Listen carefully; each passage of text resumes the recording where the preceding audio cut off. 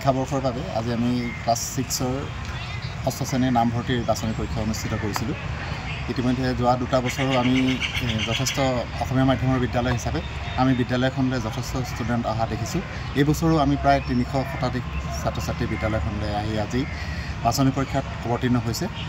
আৰু আজি যোৱা প্ৰায় 3টা বছৰ আমি দেখা পাইছোঁ যে অসমীয়া মাধ্যমৰ বিদ্যালয় হোৱাৰ স্বত্বেও বিভিন্ন বিদ্যালয়ৰ পৰা আনকি আমাৰ কাষতে থকা জাতীয় বিদ্যালয়ৰ পৰা ষ্টুডেণ্ট ইয়ালৈ আকৰ্ষিত হৈছে।